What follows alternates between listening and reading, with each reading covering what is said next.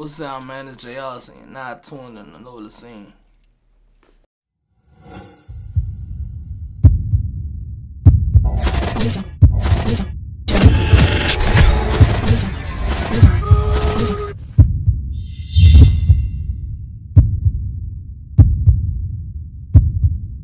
Okay, we done did multiple interviews, so we ain't about to ask you all them same ass questions. Man, please, man. Interviews get so fucking repetitious. I kind of like took a break off them. I just felt like I was fucking talking about the same shit. So let's start it off with like the state right. of New Orleans music scene right now, because we haven't did an interview since New Orleans kind of booming right now. For sure. So like, how do you feel about like where New Orleans music scene is doing? I'm excited just to. Especially like cause downtown really holding it down like with Rob, and I don't know none of these dudes personally. I'm just like supportive of whatever coming out the city. But right now downtown got New Orleans looking real good with Rob doing this thing. You got artists like Cutter Black, YD is going crazy like number one. You know what I'm saying? And like I just love to see it. You know what I'm saying? Like New Orleans State. It's like it's showing people that we never really left. Y'all just never was really tapped in. And then with the authenticity of artists branching off and just capturing the sound as them, it's just a beautiful thing to see. So salute to all the artists doing their thing, young, old, medium, whatever. Keep doing it. So I just had this interview. I just talked about. I said, while we're speaking on New Orleans, do you think that we will ever get back to a point where New Orleans artists be trendsetters, like bringing back our words or starting to like shy? No, because I'm definitely the poster child for that shit. You know what I'm saying? Like everything I do, I feel like it's so New Orleans for us, like music and brand wise, and shit how I talk, how I walk, whatever. Like, but like I don't think so. I don't think anywhere will never be the same anymore because of social media. Right. Like, cause. I remember one point in time, like, dudes that had the big beards from Philly. Niggas, if they had a soldier right around their neck, they from New Orleans. If a nigga had Dickies and G-Nikes on, they from New Orleans. Like, now, you got niggas in Texas watching a nigga from New Orleans page, like, oh, yeah, I'm gonna do this. Now, everybody got big beards and bald heads, but they not from Philly. And, New York, not from New York no more. Like, you know what I'm saying? Like nobody from nowhere. Nobody from nowhere because of the era we live in with social media and everybody's so influenced by everything else that's going around. And Chicago fucked everything up. Like, like for us the influence of like drill and killing on steroids when they got that shit from us. You know what I'm saying? So it's just like they flipped it and they made it super attractive to the youngsters. So I don't think like the worst part about Chicago, I'd be so mad. Like I didn't think it would get to New Orleans where we start really making videos showing real guns. Cause like we like a smaller city, and the police really know us. If you you hustling, police know you. Yeah, you know it. Like you know it. And also like I just had a conversation about the Magnolia Academy. Like I'm like to the world, it looked like they always was all them beefing or whatever, and it also looked like the whole project itself, project by itself, beefing, but it really was cliques and different people. If you from here, or you didn't know that a lot of people was actually kidding each other too. That reason why they didn't beef. For sure. But like when you look at those documentaries, that's why I'm like pretty sure even in Chicago, it ain't what it seemed like on the internet. Yeah, I mean I think the internet takes shit, blow it out of proportion. Like I got homies that's out to know you that got relatives in the U, vice versa. Like you know what I'm saying. So that's uptown business, right? Like, at the same time. So that's uptown business. So I don't want to get into uptown business. I just want to get into even. I'm pretty sure it's a nigga from 63rd Street that's related to niggas from Old Block. Like you know what I'm saying? Like and the media has glorified this separation and killing that happened between people. Like it's not camaraderie within. So like.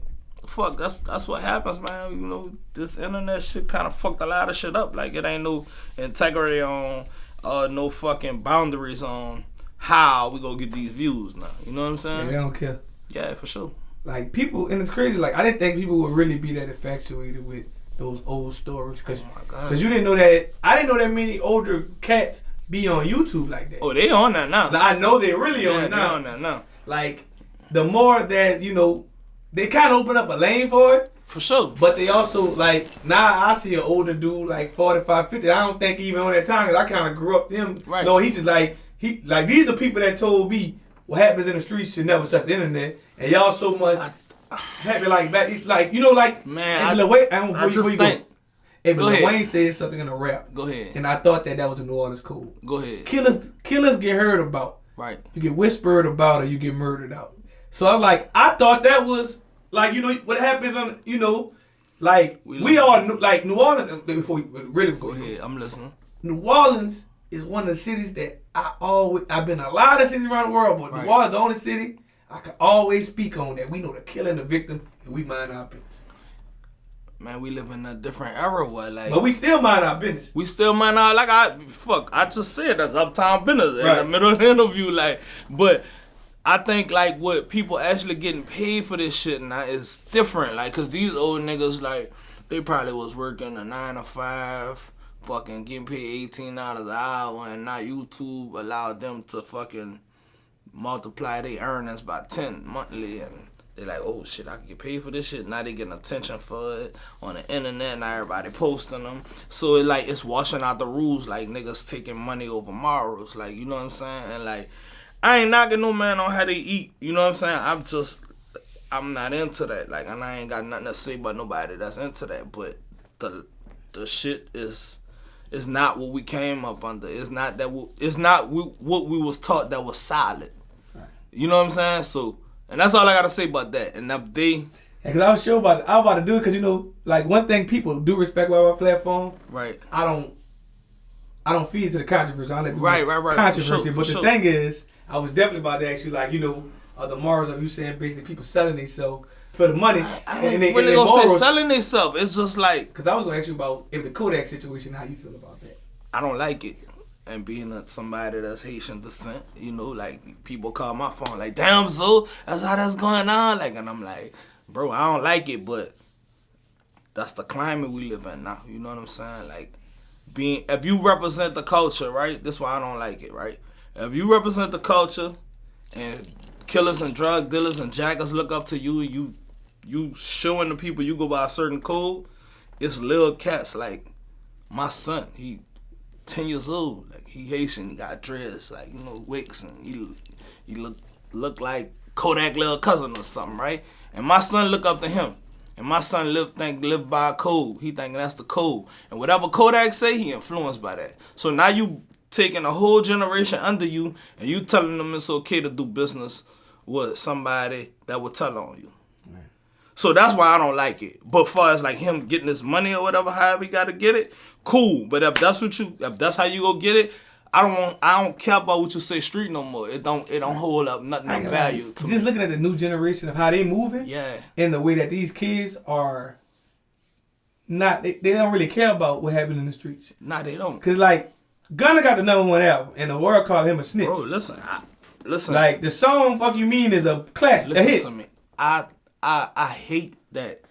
Everybody was telling me the Gunna album so cool. I gave it one spin. Listen to it one time straight through. And I never played it again, right? Because I was just in so much disbelief that this album is that good. Like, the album, bro, listen. It's actually better than his... I didn't even like Gunna music like that. Listen, but I like Gunna album, probably the best album of the year. Right. Like, I'm talking about, I get in the car, I'm not putting Killer Mike on. I'm putting Gunna on. I'm just saying what it is, me personally. Like, and Killer Mike album is incredible, but that's not what I want to listen to. But at the end of the day, I'm a man of morals and codes and like, but I'm gonna just say, I never thought Gunna was with the shit. So like, I ain't shocked that happened. You look at him as an artist. Yeah, he an artist. So if you want to listen to Gunna, I feel like go ahead. He an artist. He entertainer. I didn't think he was like slime. You know what I'm saying? So I get it, but I just still, it's just how I can't really just get in the car and just put that on. Like, but I gave it one spin because it was so much controversy behind it. I said, let me listen to this one time. I was like, oh man, I can't listen to this no more. I ain't gonna lie to you. At first, I was hearing about it. I still ain't fuck with it. But I went to the club and I heard that "Fuck You Mean" twice. I said, I gotta check this. Gotta check it out. That is a hit. You can't even knock it. You can't. Dude is an artist. He incredible, bro.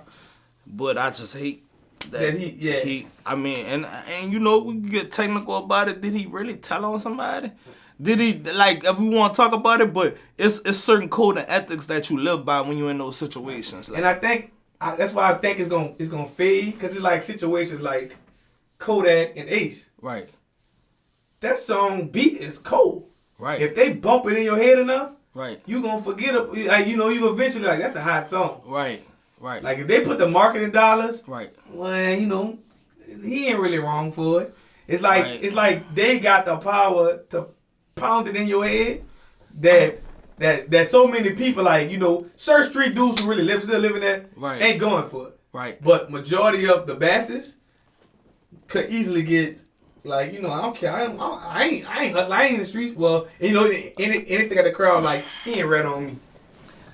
It's tricky, man, cause like, who wrong in the situation? Everybody has their own perspective, and as a man or a woman or whatever you disclaim yourself to be at this point in the age we live in, you know, I just think everybody entitled to feel how they want to feel, man. And who am I to knock it? I just know I live with integrity, and how I feel about things, I stand on it. Like, you know what I'm saying? I ain't judging nobody for the choices they make. I just don't want to hear nothing street from nobody that's doing business like that. I don't care about nothing you talking about street no more. Like, nothing holds value. You could be an entertainer all you want, but you know what I'm saying? Like, it's over for you for me for like anything street. I don't want to hear that. You know what I'm saying? So. Hey, that's why I'm a big R&B fan. You ain't never heard about R&B fan do nothing wrong like that. Hold up, bro. Like Robert is the most wrongest person in damn R&B history, bro. You know what I'm saying? Now, at the same token, he ain't did nothing that Johnny Cash ain't did. He ain't did nothing different from Elvis Presley than did. Well, I'm going to say one thing, too. And I thought about this. I'm listening.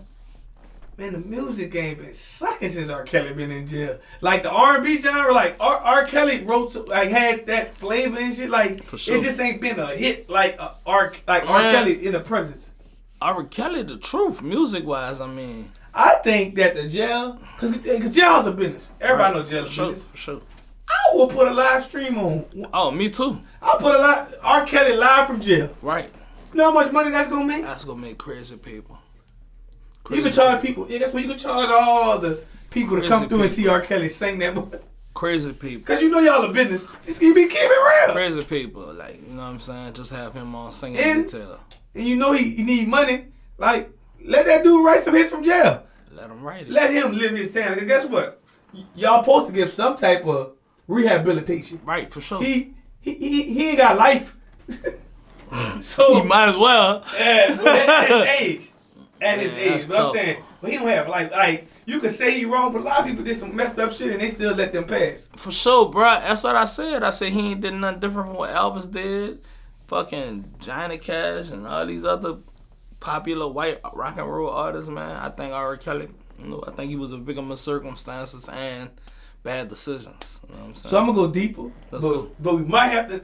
But we might not put an interview. We might do. So this is what I don't like. Let's go. I don't like the black power medias becoming a pawn to like what the white people would do. And when I say that, I mean like Oprah and Gayle. Ooh. Like, the white people would have never interviewed Harvey Weinstein. They would have never interviewed them. I agree with you. I don't like it either. That go to show you that it's an agenda against us. Right. Like, you know, it's but this is my thing. Yeah. Why put us against us?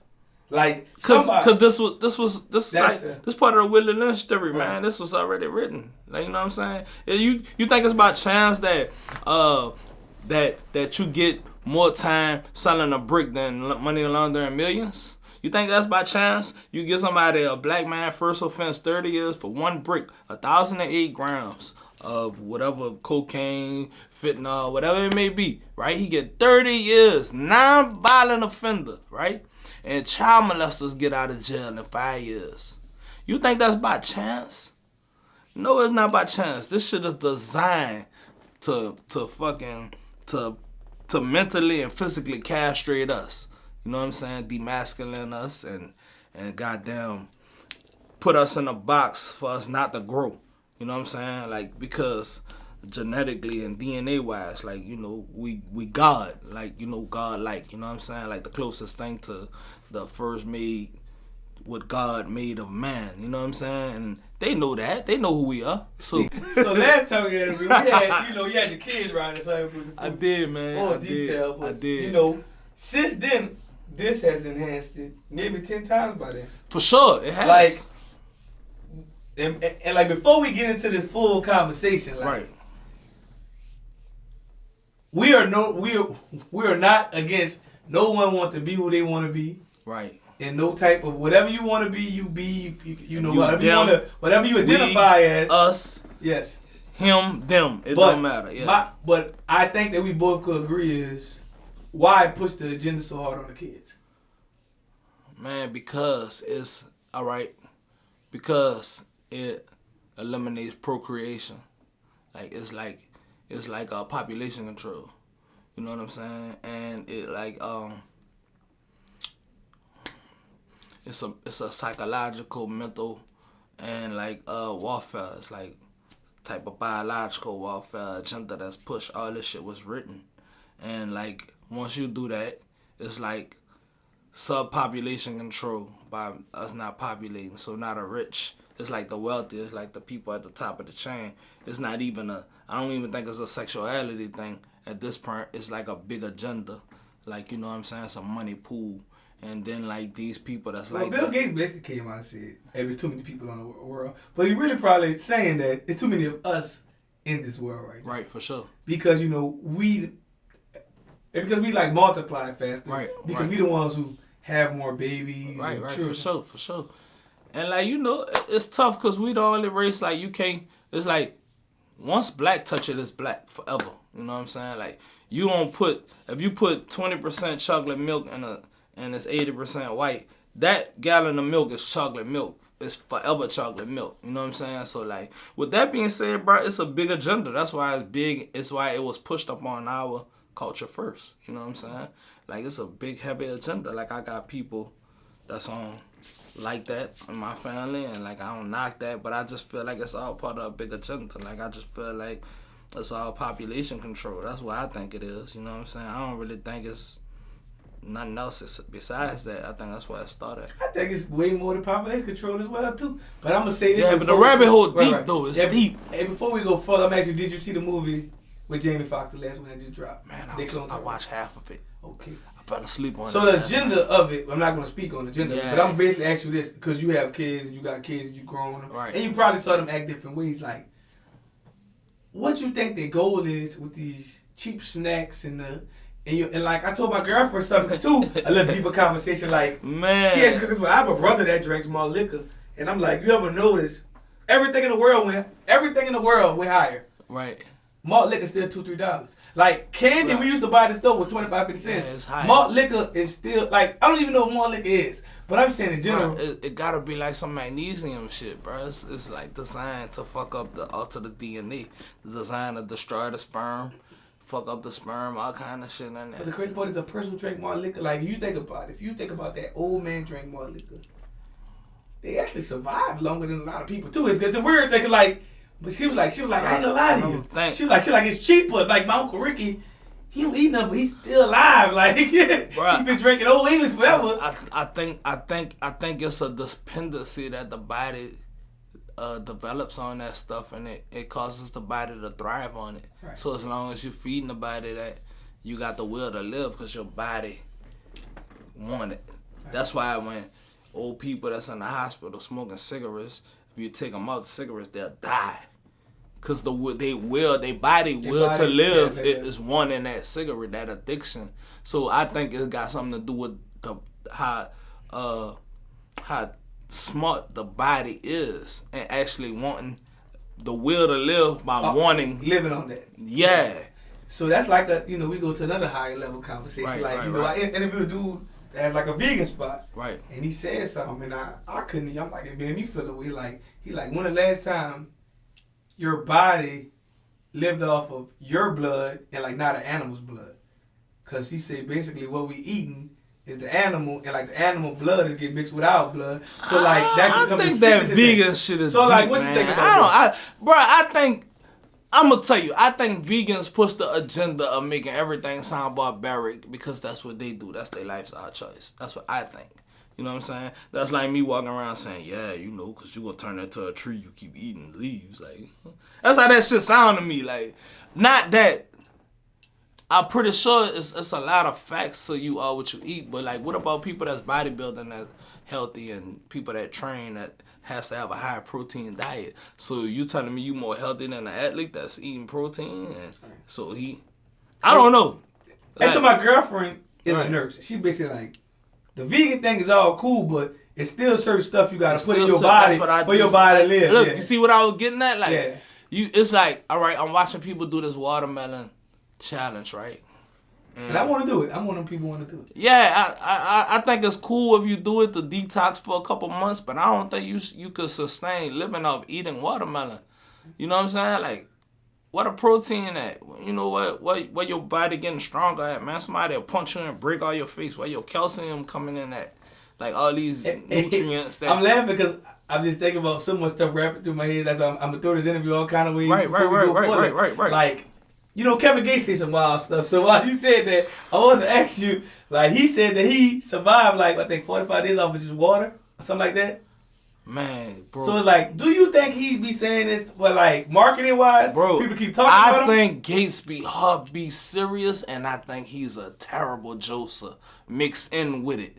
Like, he like a uptown nigga. Like, you know what I'm saying? He go sell that shit to you. You go believe him. Like, and he might be telling the truth, but then he might have did it for 30 days and not 45. You don't know what Probably did 5. You don't know. Like, so, it's like, I believe certain shit he say because he speak with conviction and he had that gift. So he speak with so much conviction, you don't know when he epping. But the crazy part is about Gates, he said something that nobody in there believed, but I found a video of a man really doing it. Remember he said that he jump started a lady car with his hands and told her, but don't you speak on this? But they had like a Mexican dude touching the battery and the battery with his hand and he like making a car start. So it's like, when I heard it, I thought it was possible if, like, cause the body is we got conductors on us. We balance through gravity, electromagnetic, all kind of shit going on. We got energy within us, like, you know what I'm saying? So I believe it. Then you got gold on. That shit is the fucking highest conductor. Well, I'm gonna say this: if you feel one day you start a car up, just what you know, what I'm saying, if you feel like you do it. Call me so I can record. I don't think I could do it, brother. I'm just saying, just in general. I don't know. I think some people could tap into some type of third eye that they got that might actually could do this shit because, like, everybody has, like, God-like abilities they could tap into inside them. I can't do that shit. I never seen nobody do it. So I'm going to go in something deep. Let's go. With you because I know you kind of know. Right. And I had to contact my girl because I fully don't know. Right. But I told her something. I'm like, you know, I was fortunate enough to go through Catholic school and learn the Baptist Bible as well. Like, I told like a lot of stuff hasn't been taught. Right. I had a friend that I was young earlier. His family was real Haiti rooted. Right. And you know, and like I told him, like my grandmother made me read the Bible backwards. Like, but by the time I was 7. But I told her, like, Haitian roots and New Orleans roots are very close in time. For sure. So it's like, and like, you know, a lot of people when they think of Haitian, they think of voodoo. But also, but I can speak fully on voodoo. I'm gonna say this. I don't really know, but like I tell like voodoo's really a religion too. It is. So that's like why I'm people, laughing. But also people. So who told you voodoo was evil? Well, you just jumped the gun because I never told you. All right, go. I'm just saying. Like, I'm saying in general. I was about to say what made the people think voodoo was evil. Yeah, in general. So I wanted you to kind of break down. But the main 3 religions, because like when they look at Haitian people, they think that they are evil voodoo people. Bruh, listen. How you think 1804 came about? Like, these people was using voodoo against the French. You know what I'm saying? Like, they really was using voodoo to defeat them. Like, you know what I'm saying? So, it's like, voodoo is not what people think it is, right? But if you're a Christian, you taught that everything that's not of Christianity is the devil. Like, that's what you taught off the bat, you know what I'm saying? But, like, when you come from, like, West Indian descent culture, like, that shit all get mixed in. Like, we do certain shit, we don't split the pole, like, all that shit come from voodoo and shit like that, right? And then that's heavy in New Orleans, right? You sweep your feet, you spit on the broom. That shit all part of voodoo that leaked into our culture, that we came from Africa and all these different places. These the culture things that we brought here that's still here today. They don't do that shit in other places besides Florida. Like, you know what I'm saying? So it's just like, all right, you think voodoo is like this, but you still do certain shit that these people that came, your ancestors that practiced voodoo did. Like, but it's like anything, right? Voodoo has polarity, right? You can tap into something positive, right? I'm gonna give it to you like this: Christianity, right? What's the difference between a Baptist Christian and a Ku Klux Klan member, right? Ku Klux Klan member, he believe in Jesus Christ too, right? Right? Black Baptist man, he believe in Jesus Christ too.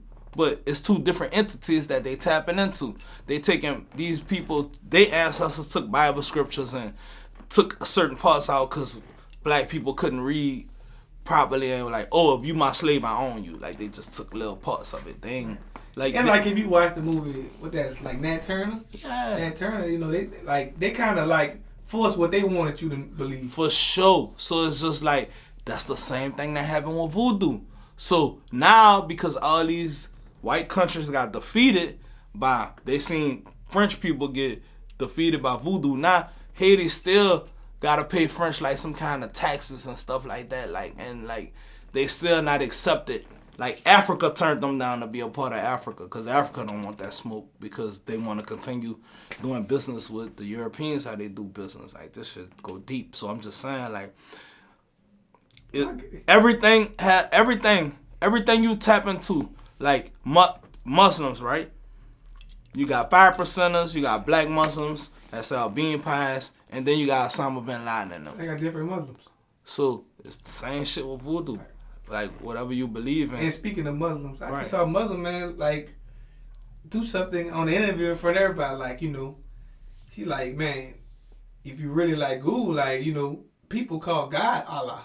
Right. Every like, a guy has a different name. Right. And like, most people were taught so much in the Baptist church and not knowing that a lot of that stuff they have to teach. Because if you go deeper into Baptist, you know that, like, that's a business.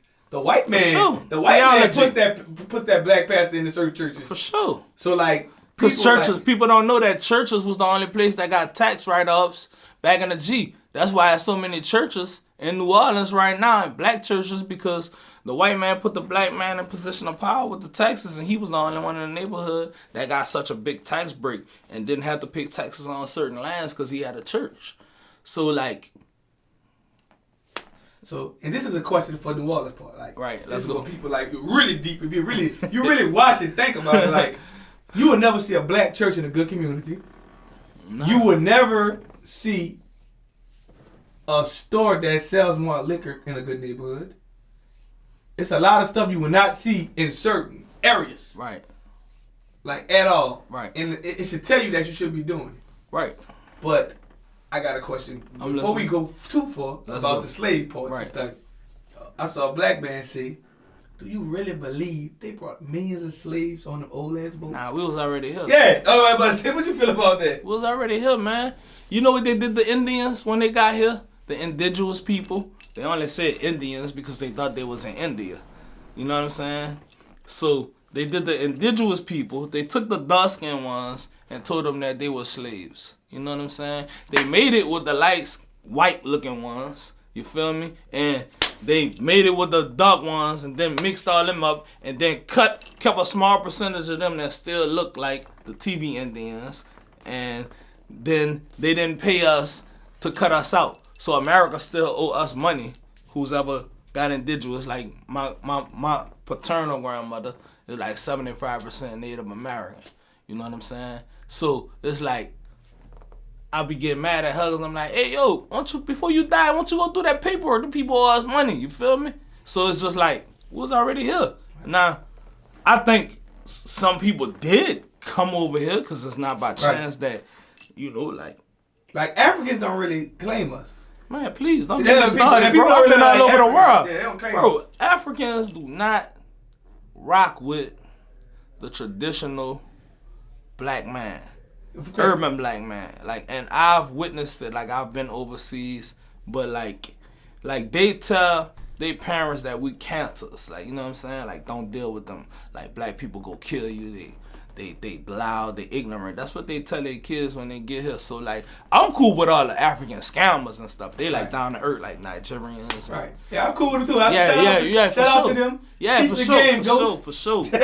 But like, they more down to earth, and it's all about loyalty with them. Like, but like, for the most part, like, the perception that America has created on us is it was done on purpose intentionally, so we wouldn't get any allies. You get what I'm saying? So, all this shit, like, is a... And the crazy part is, like, speaking on just being black and American, like, do you think that, like, it's a bigger picture of a war against us that we still don't have a clue? For sure. Because, like, the crazy part is... For sure. I was just in Atlanta with my girl. Right. And this Mexican woman tried to cut us.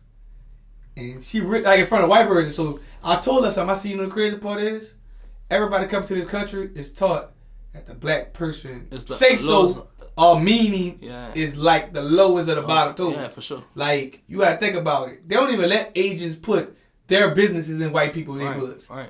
Like Arabs, like shout out to Arabs, like we grew relations with them by default because they was here. But I'm saying is everybody looking at us like you gotta think about it. Like we are the they painting a picture like we the bottom of the bottom. Bruh, like, in my neighborhood, Triangle, Mike, I'm good with the Arabs. Like, I rock with them. They solid, but like they been here so long. I don't think they like their parents. They part of our culture. Like, it's just different. But for the most part, the agenda that was set with us, like, it take about 100 G's to open up a convenience store, right? And I used to always, like, try to get my homies together. I'm just on this other tip. I'm like, man, 10 of us put up 10 G's and open up a convenience store so we could feed us. We get organic stuff.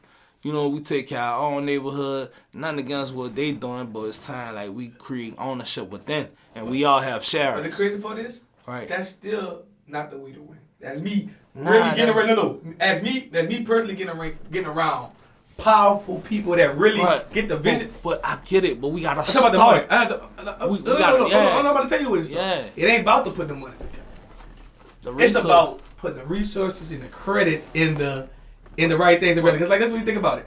Them people don't put money together. Them people don't put money up. The bank give them that. Cap. Who? Cap. Who put money? I'm gonna break it down. Right? They got like 5. Probably some local. Listen, check it out. They got 5 jewelers in New Orleans, right? Big time jewelers, right? I'm not gonna say no names. All of them related to each other. Well, I wouldn't talk about jewelers. I'm talking about the brothers, the franchises. Like brothers, they probably. All right, credit. They probably. That's a different game. But I'm saying is, we like black people on credit for real right now. Right. So instead of us putting 100 G's together, I know if we can find some black lenders to all get us some. Like, we all get, like, just say 10 of us got 800 credit scores. We could get so much money loan that we could put that money together that we didn't use out of our pockets to start those gas stations, to start those things. We got lines of big credit. Like, black people are learning bigger power things now. Right, but that's how we go put it the agenda been set up against us. Like, it's down to unachievable. Right. Like, you know what I'm saying? Like, a lot of stuff is unachievable. Yeah, for our generation. But if we could plant the seed and we sound crazy also saying stuff because damn near anything is achievable. Because let me say that. Because I'm pretty sure Martin Luther King and people didn't think that a lot of this would be achievable. Listen to me, bro.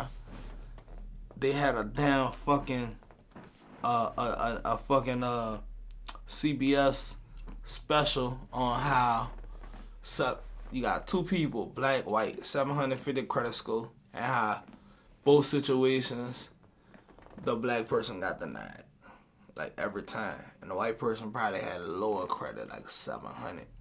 Like, so it's still an agenda against us. Even now you have 750 still don't mean you get anything. You can't get that same as being white or another race. Exactly. I've been there.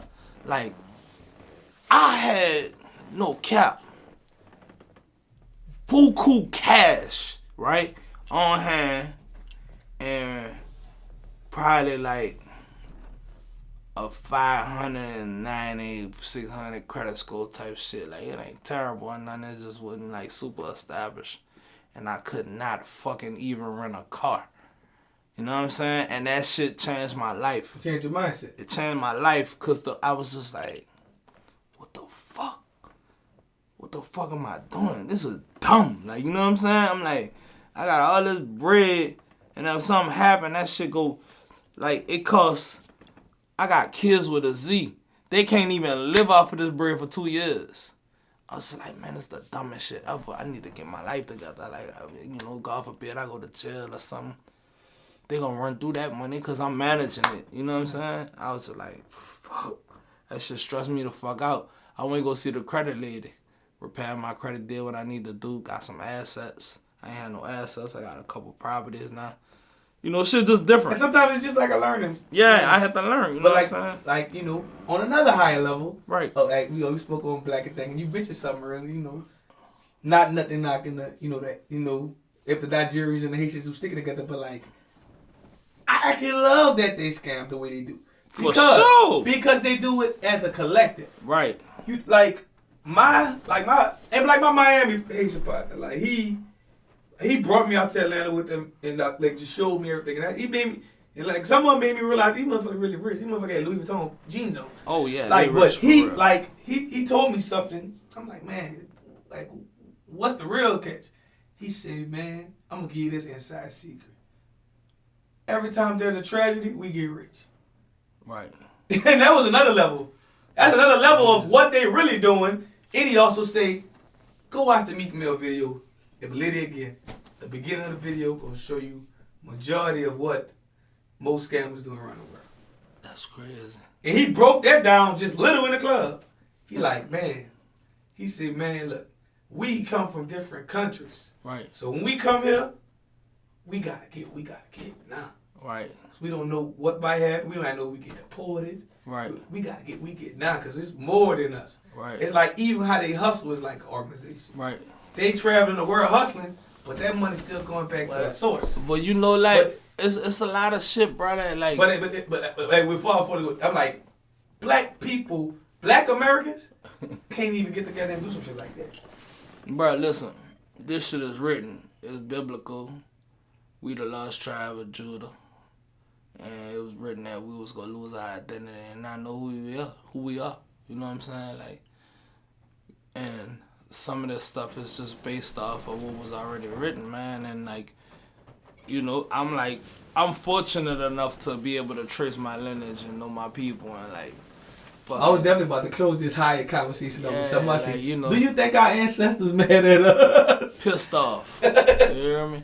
But like I'm just fortunate enough to like, you know, have known my grandfathers and like they taught me different languages and shit like that. And just knowing, like, you know, just being a couple generations removed, like, you know what I'm saying? So it's just different. Like it's different when you kind of know, but like I can only imagine like it's some more black people that just have no clue who they are identity wise, and that shit could fuck with you mentally, subconsciously, and you don't even know it. So like you feel like you're not a part of nothing, an organization and shit like you talking about. Like, man, they got an organization, they running shit like this, but we start creating our own organizations. Like, you know, it's time. One more deep one, cause you know. This one hit my heart heavy because I had another friend. Right.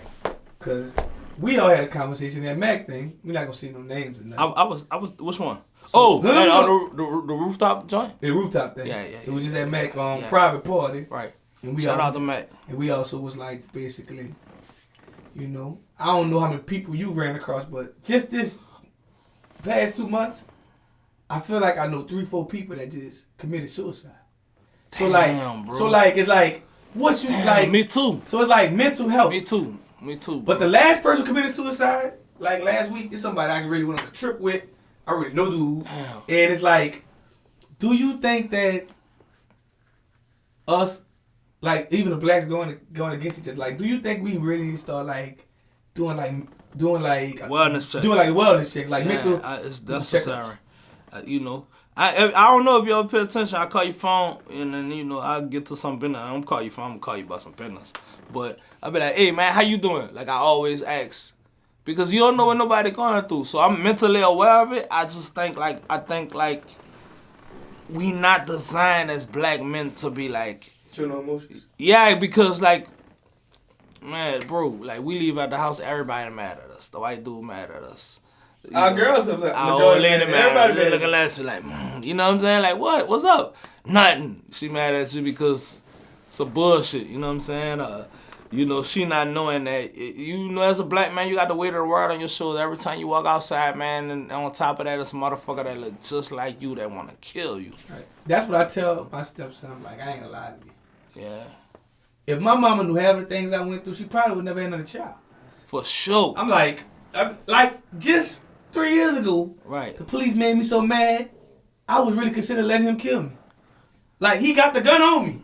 But the shit he was saying to me, I was crying and just wanted to hit him. I just wanted to punch him in the shit. I would have been satisfied with shooting my shit out, but I could at least got off on that bitch. But, like, that's how mad, like, that racism, like, it's like, dang.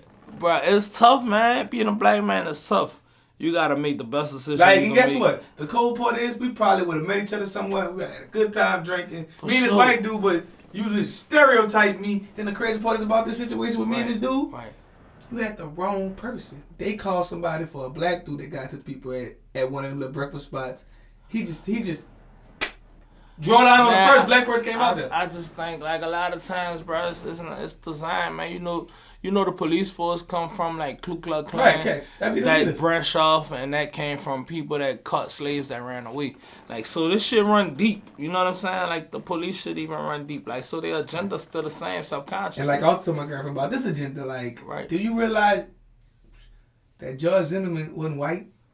He just knew he could get away killing the black dude because he ain't black. Listen. Hey, but if I could sell it, I could beat the case. I don't understand how Florida let that slide. I don't know. Like, in his mind, I don't know how. In his mind, he had it right. Like, I don't know how. If I could sell this story, right, I could beat it. I don't know, bro. You think if Judge? That's like the white boy. Right. He sold a story. He went out there. He knew in his mind. Which one, Buffalo or South Carolina? White boy with the AR. Yeah. The one that went out to a protest with the AR. Like, what you do even coming outside with a gun? If I sell it right, I could beat me a free murder charge. And it shows you how less of value we are. Especially, because guess what? It always be somebody, they going to find the most, something you probably did at 14, or you probably stole a bag of chips out of the store. They going to try to paint to the world that you was a problem child. Right. Man, bro, like we've been talking about in this conversation, it's saddening that, you know, we just part of an agenda already, man. That's why you got it. My pops, God bless the day, he used to always tell me, say, son, in Black America, you just can't be good. You got to be great just to be good. So imagine what you got to do to be great. My pops used to always put it on my mind. And, you know, I think I was prepared to deal with the hardships of being a black man fairly well, just coming from a black man that came up in civil rights movement and was fighting and all this other type of stuff. He just really put it on my mind and let me be proud to be a black man. And, like, you know, that's just the type of stuff we got to spread through each other. Like, but the crazy part is, even though I'm pretty sure you've been through a lot of stuff. For sure. I know hell I've been through a lot of stuff. I still don't wish I was another race. Me either. Like, that's some crazy stuff. Like, even though I know that the cards wasn't stacked against me. Nah, because you the shit, though. But I wouldn't rather learn how to be another culture. Like, I wouldn't bro, just be happy to be another race. Imagine how, like, privilege and you pampered you out, just, like, being born into certain white families. Like, you know what I'm saying? Like, like the stuff that we numb to, like, we numb the gunshots, we numb the struggle, and we don't even, man, we grew up so poor, we ain't know we was poor. You know what I'm saying? You thought commodity cheese was just natural in everybody else's house. You thought eating a fucking box of cereal that say cornflakes on them with the drawing that looked like you could color in that motherfucker. Like, I thought that shit was normal. I thought everybody had roaches. You feel me? I ain't know. Like, you know what I'm saying? So, like... But, like, even the gunshots to kill him. Yeah. Before I don't want to keep going to different levels. Man, we like, here, though. I told my girlfriend some shit. She's like, you serious? I said, man, when I saw... The first time I saw Boys in the Hood... Right. I really thought Ricky was dead till I saw him in another movie. Right. Because I really saw somebody get killed at that young age, and he didn't get up and move. So when I saw Morris Chestnut, didn't even know his name was Morris Chestnut. Yeah, when I saw Morris Chestnut in another movie, right, it was like crazy. I'm like, oh, back. Like, he back to life. He another person. Like I'm saying, but it's crazy. Like in New Orleans, and I'm not gonna say the North because it happens in every little small city, but it happens. But you get numb to murder. Like, and I also told her there's places like maybe Wisconsin somewhere. Right. Well, none of these kids' friends never died. It would be absurd if somebody died in that fucking in that community. There's so many. Listen, man. I was telling my son today, bro, because I was just watching Young Greatness videos. You know what I'm saying? Because I always like to watch and get inspiration. You know what I'm saying? And from different artists that came here. Just so happened, Young Greatness is my homie. You know what I'm saying? And like, I'm just sitting there watching a movie, and I'm like, damn, I got a lot of dead rappers and partners in my phone. My son like, for real? I still didn't take his number out. Yeah, like me either. I never take their number out because it's just a reminder to me how real and precious life is. I got so many dead partners' numbers in my phone, and you know what I'm saying? And it's crazy, dog. Like, if my stepson asked me that within the crib, like, how many dead people? I mean, how many people you grew up with that died? I can't even count. I say, then he asked me something more. I'm like, and he started realizing that he's in a messed up city. Right. He said, man, how many criminals you think you pass every day? I say, shit, you probably just saw me talked about 10 of them. He was like, for real? 10 of them. I said, you don't know, like, I'm like, and it's weird, like, you really, like, 9 out of 10, you really know somebody got a body in the city. Like, you know what he did. And it's like, it's respected. It's like, you know, and I also tell people I've heard around the world, I'm like, New Orleans is one of those tricky cities because you don't know who really with it. Right. Because everybody with it. Like, he might look like he not with it. Nah, I'm going to tell you, like, I tell people all the time because they're like, we not really with the WWE shit. Like, you can't just get on wax and start talking about niggas. You going to die, bro. Like, you know, if you ain't going to die, you going to be inside. You know what I'm saying? Like, it ain't. And I don't think it's a tough guy thing. I think it's a survival thing here. Like, it's niggas that got bodies that's pussy. You know what I'm saying? I don't make you really gangster because you got a body. You probably would load it, like anything. Like, you know what I'm saying? The crazy part is I got a partner probably a year or two before that. I can't speak on the full situation. Right. He graduated for criminal justice. Right. And did the most crash dumbest shit ever. And guess what? I was more mad at him for how he did it than the victim. I'm like, dang. Right. And I know both of them. Right. But I'm like, dang, why the fuck he crashed out like that? Yeah. Like, I didn't understand why you did what you do, but you crashed out bad. That's the outcome. And like, and you had everything off. You got kids. You really had more to lose than the victim. Right. But you so mad, and that shit ball in your blood. You had to do with them.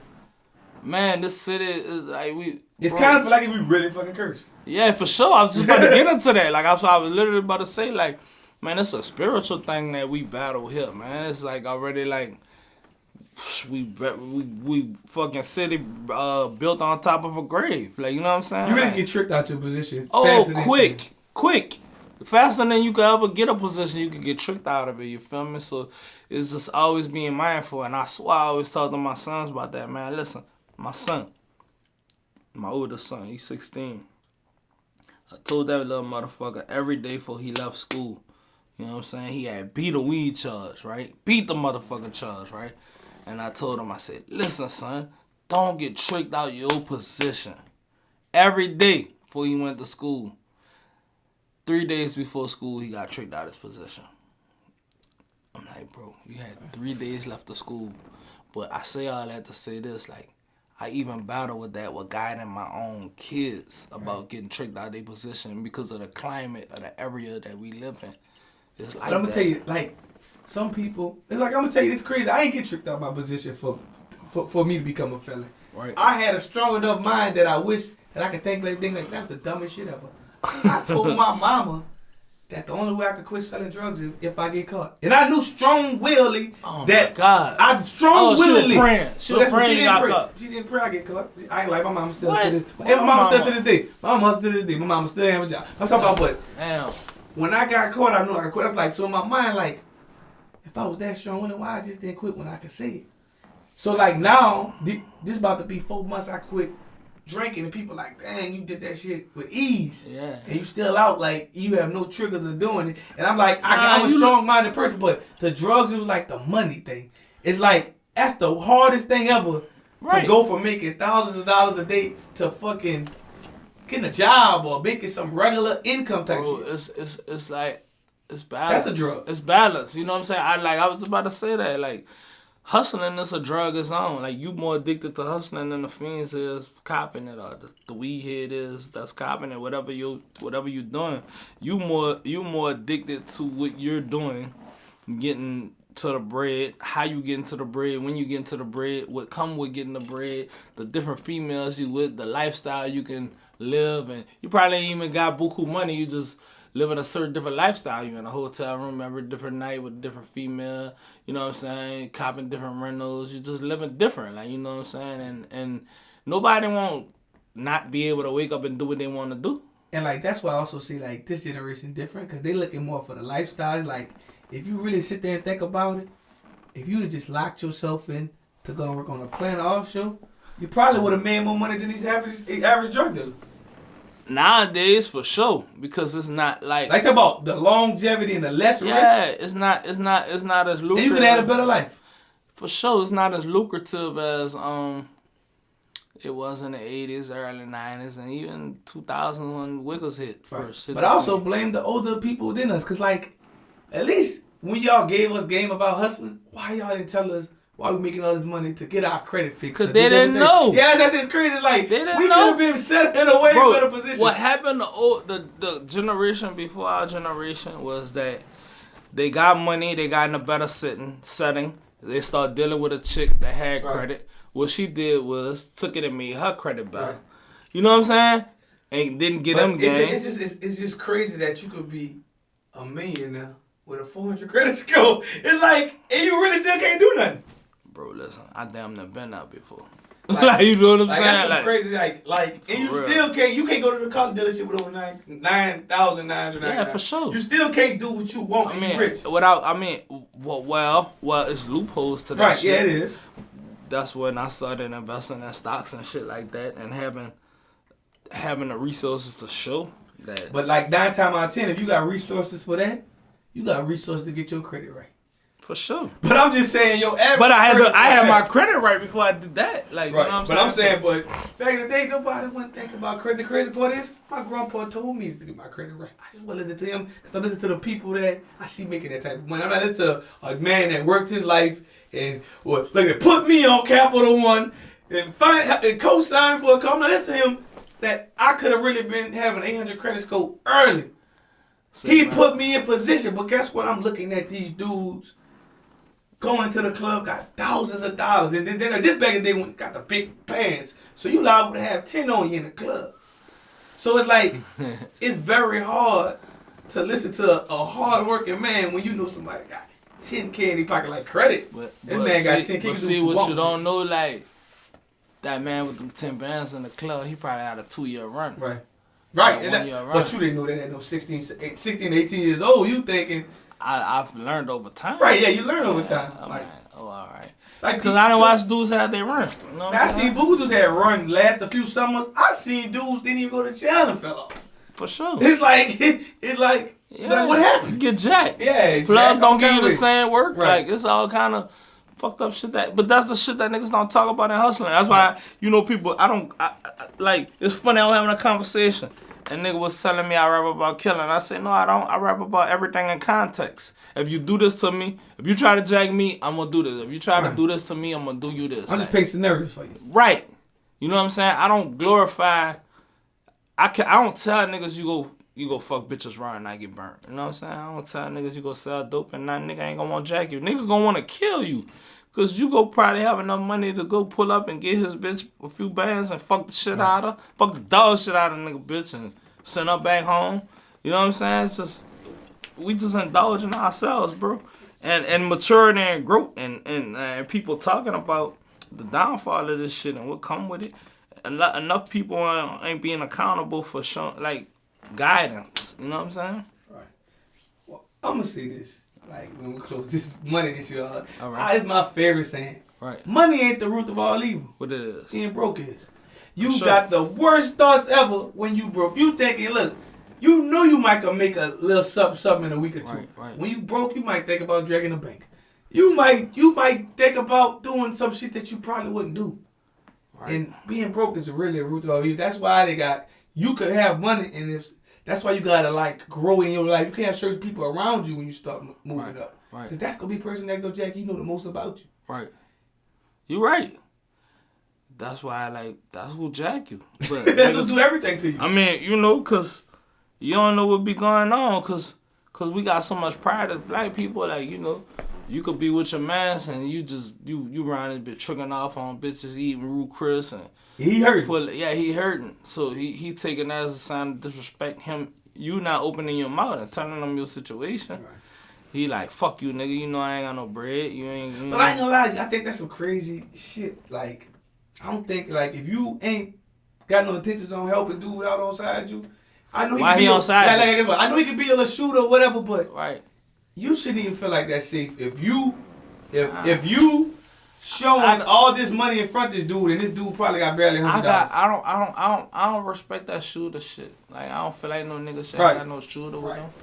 Like, why you giving your young nigga a gun? Get that nigga a fucking credit score. You feel me? And that was one thing, you know. And I'm saying it before I said, I fuck with Boosie. But he said something on Vlad that I was like, and I said, I blame Boosie as being a product of environment for saying what he said. He said, man, if the young niggas around me know, if the police pull us over, the youngest nigga in the car gotta take the charge. And I thought about it, I said, man, the OG around me never told me I gotta take charge. That's the last thing they wanted me to become a convicted felon. Right. I'm like, so that's the way you move? Like, you want the youngest nigga to become a felon? Like, so, bro, like, I think it all come from, like, but I being a product of his environment. Yeah. That's why I'm like, I don't fully blame him. I don't like it. Right. For real. But if you with him, then you should know what he about, and you should know what life. And you should know what come with it. Yeah, like, so that's the thing like that. I feel him. If he let every nigga know that's around him like that, if this said, bro, this will come with coming in a car with me, then fuck, I can't blame him for feeling like that. But and we got a product of our environment behind us, right? I ain't speaking. That motherfucker hate cameras. I ain't saying he ain't gonna see his name. Well, why? Yeah, I'm glad you reminded before we close it out like this. Like, what you think of the independent movie scene that's about to be in New Orleans? Because like right now, Detroit. I think Hood Star Films, Cali Ovago run this shit. That's what I think. You hear me? Super is about to drop. You ain't just saying it because you're in the room. Nah, fuck no. Not to be messy on the camera. Fuck no. Listen. I knew that was gonna run about the room. Fuck no, man. Dude, a fucking genius, dog. And I love the way he his perspective on how he run his business. You know what I'm saying? Like, he like, fuck it, I'm gonna see you at the top with Detroit. Like, you know, we got a line. He got a line to hit them dudes up and do whatever he need to do. But what I do respect about Vada most with this movie shit, his Mamba mentality, bro. Dude, go get the shit done. By all means necessary. He might piss everybody off doing it. You know what I'm saying? And what I learned from that the most is like, you just can't be the cool nigga all the time. You gotta get that shit done. And in New Orleans, boy, we some cool motherfucking niggas. You hear me? Like, you like, I ain't doing that bitch ass shit. Like, but I'm not about to call that boy. That boy know my number. Like, you know, it's just like in us. Like, you know what I'm saying? Like, we don't utilize our resources all the time. What I mean by we is the mass of us. Like, we just have a certain attitude that we carry. But I think the movie scene gonna be great, man. And just by me knowing I'm a part of it, like doing acting in it and shit. Like, you know what I'm saying? I'm excited about that because it's just a natural thing for me. Like, I don't feel like I'm acting nothing on camera. So I really think and know Val gonna run that movie shit here.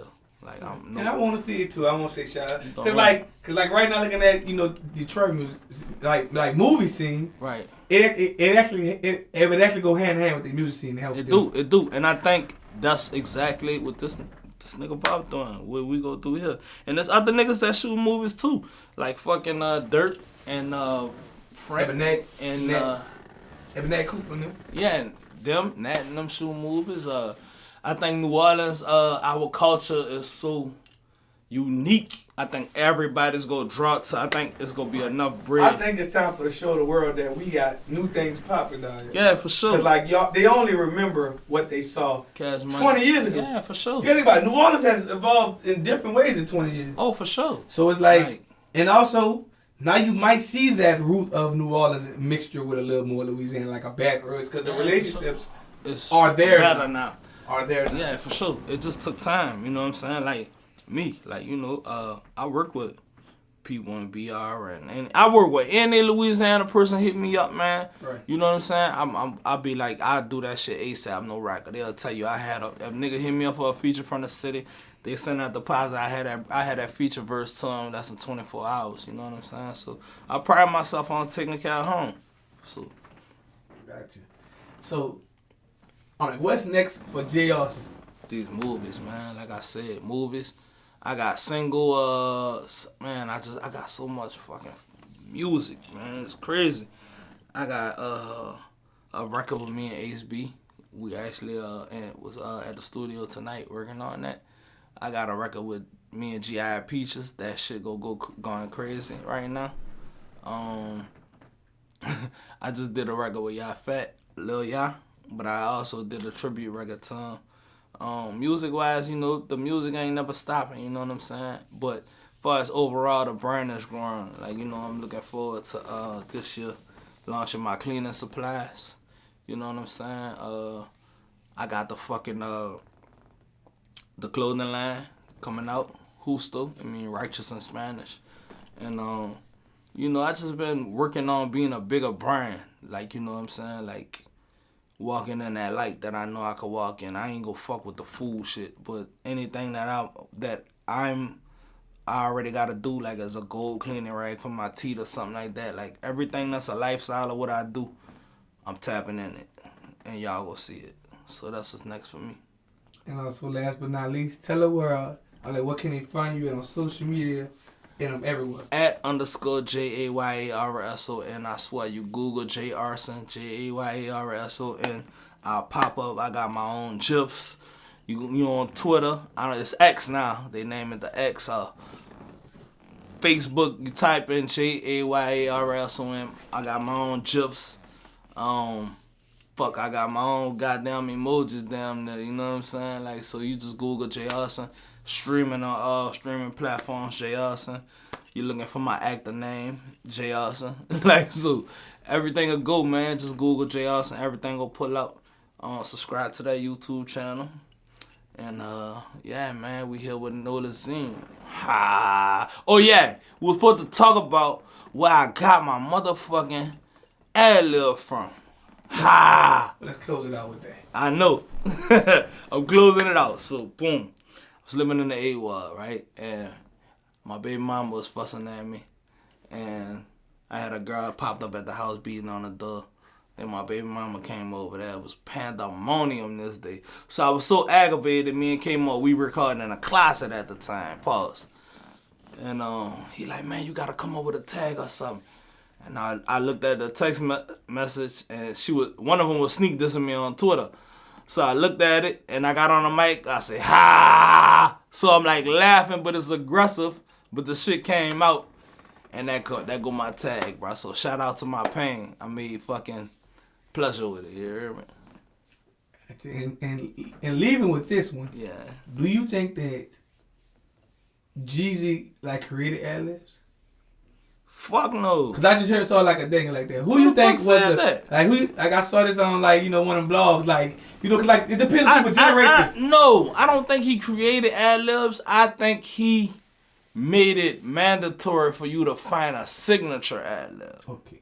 We gonna say that. Cause I couldn't really. Cause nobody was doing that. I couldn't really think of people that were known for ad-libs. 40. Come on, man. E40. I wasn't a big fan. Yeah, you're right. I wasn't a big fan. You don't have to be a fan. But I know what you're talking about. Yeah, now. you don't have to be a fan to know what somebody. But like E40 ain't depends on your culture. Man. You ain't gonna just automatically remember E40 doing it. I remember E40. Like when Jesus, not saying, but you a fan of the real hip hop, of the full music. Like a person who I wasn't a big E40 fan. I'm talking about hip hop. Yeah, music. Yeah, music. I'm talking about a person that just listen I'm to just the saying, music. I gotta think because it's other people that had ad-libs that before Jeezy came, but I think Jeezy did it in a street way.